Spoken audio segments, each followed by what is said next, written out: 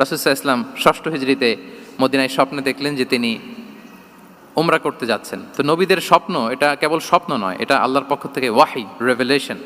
তো সেই হিসেবে তিনি 1400 সাহাবা নিয়ে উমরা করতে চলে গেলেন মক্কায়, কিন্তু মক্কাবাসী ঢুকতে দিল না, থামিয়ে দেয়া হলো। তো তখন একটা চুক্তি হয়েছিল, ওই চুক্তিতে বলা হলো, রাসূল সাল্লাল্লাহু আলাইহি ওয়াসাল্লাম লিখতে বললেন যে লিখো মিন মুহাম্মদ রাসূলুল্লাহ, আল্লাহর রাসূল মুহাম্মদের পক্ষ থেকে কুরাইশদের সাথে এই চুক্তি।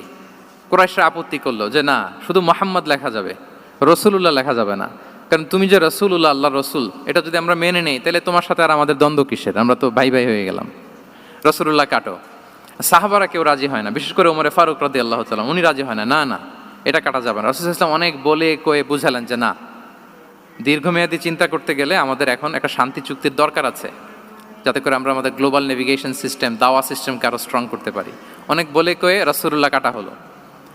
এরপর তারা বলে চুক্তিতে লিখো যে এই বছর উমরা করতে দেয়া হবে না, এই বছর ফিরে যাবেন আপনারা সবাই। এটাও সাহাবারা রাজি হয় না, আল্লাহ রাসূল সাল্লাল্লাহু আলাইহি ওয়াসাল্লাম রাজি হলেন। আবার আরেকটা ক্লোজে লেখা হলো যে আগামী বছর আসলেও 3 দিনের বেশি থাকা যাবে না, সেটাও রাজি হয়ে গেল রাসূল সাল্লাল্লাহু আলাইহি ওয়াসাল্লাম। সাহাবারা রাজি হচ্ছেন না।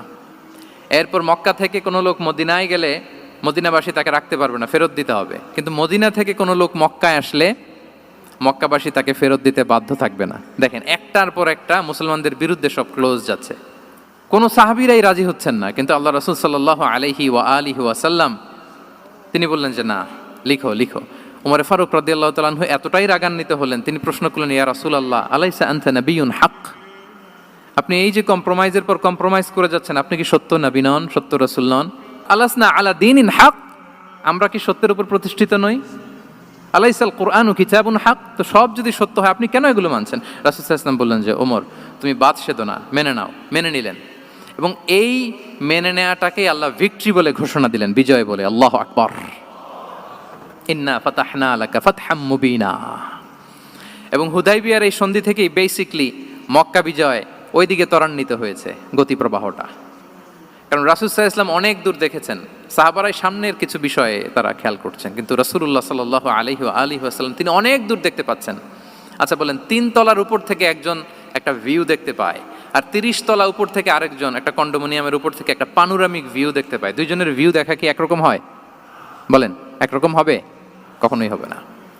তাহলে 30 তলার উপর থেকে যিনি দেখবে তিনি একটা পানোরামিক ভিউ দেখবে, দ্য টোটাল সিনারিও তার কাছে ক্রিস্টাল ক্লিয়ার হবে, যেটা সাহাবা রিদওয়ানুল্লাহি তাআলা আলাইহিম আজমাইন ওনাদের কাছে ক্লিয়ার ছিল না। এবং ঠিকই এই যে এটাতে বেশি দিন স্থায়ীও হয়নি, 6ষ্ঠ হিজরি থেকে 8ম হিজরি